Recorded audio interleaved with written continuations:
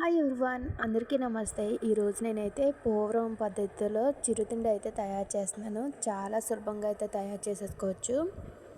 చాలా రుచిగా కూడా ఉంటుంది. ఇవి కొన్న అటుకులు, ఇంటి దగ్గర అటుకులు అయితే చాలా రుచిగా ఉంటాయి. కాకపోతే నల్లగా ఉంటాయి. అవి కొంతమందికి తినబుద్ధి కావు, కానీ తినడానికి మాత్రం చాలా రుచిగా ఉంటాయి. చాలా సేఫ్టీ కూడా మనకు తినడము.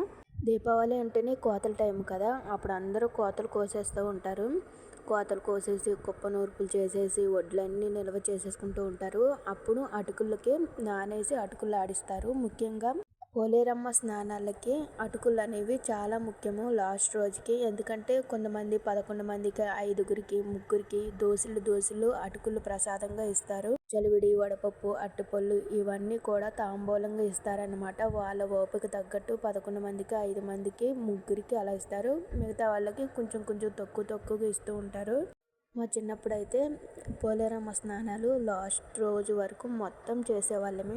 ఇప్పుడు లాస్ట్ రోజుకి అటుకులు కావాలని ఇలా తయారు చేసే అటుకులు ఒడ్లు నానబెట్టి అటుకులు ఆడించేవారు అనమాట. అవి కొన్ని అయితే ప్రసాదంగా వెళ్ళిపోయేవి, ఇంకొన్ని మాత్రం ఇంకుండిపోయేవి. ఇంకా మళ్ళీ ఉగాది వచ్చేంత వరకు కూడా అటుకులు స్నాక్స్ అనేవి ఇంట్లో ఇవి టాటా అటుకులు, మేము కొన్న అటుకులు. ఇందులో బెల్లం వేసుకొని తింటూ ఉంటారు. ఈ బెల్లం చూసారా ఎంత ప్యూర్గా ఉందో, ఎందుకంటే ఇది చాలా స్ట్రాంగ్గా ఉంటుంది. బెల్లం ఎంతో న్యాచురల్ బెల్లం. తెల్లగా ఉన్న బెల్లాలు ఏవి మంచివి కాదు. పంచదార కానీ బెల్లం కానీ తెల్లగా ఉండేది మంచిది కాదు. ఎందుకంటే వాటిలో తెల్లగా రావడం కోసం కెమికల్స్ ఎక్కువ వాడతారనమాట. అందుకని మీరు ఎప్పుడైనా మీకు బెల్లం తినాలనిపిస్తే ఇలాంటి బెల్లాన్ని వాడండి, చాలా మంచిది. ఇప్పుడు ఈ బెల్లం అటుకులు కలిపి తింటామన్నమాట.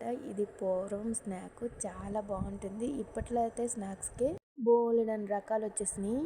మా చిన్నప్పుడు అయితే ఇవి అప్పుడప్పుడు తినేవాళ్ళం. మా పూర్వం పద్ధతుల్లో మా జేజవ్వలు, ముసలిమామలు అయితే ఇవి ఎక్కువగా తినేవారంట. అప్పుడు తిండ్లకి ఇప్పుడు తిండ్లకి చాలా తేడా ఉంటుందని చాలామంది అంటూ ఉంటారు. అప్పుడు తిండ్లు ఇప్పుడు మళ్ళీ అదే పద్ధతిలో పాటిస్తున్నారు. కాకపోతే కొంచెం మంది కాస్ట్ ఎక్కువైపోతున్నాయని పాటించడం లేదు. అటుకులు ఆడించుకోవడం కూడా అందరికీ కుదరడం లేదు. మళ్ళీ మా చిన్నప్పుడు ఇలాగ పండగలకి అటుకులు ఆడించే పద్ధతి వస్తే బాగుండు. ఇప్పుడు బస్తాకి ఇంత మిగిలిపోతుంది, అటుకులు కొనుక్కుంటే ఏమైందిలే అని అందరూ కూడా అటుకులు కొనుక్కోవడము, బస్తాకి బస్తా అమ్మేసుకోవడం చేస్తున్నారు. అలా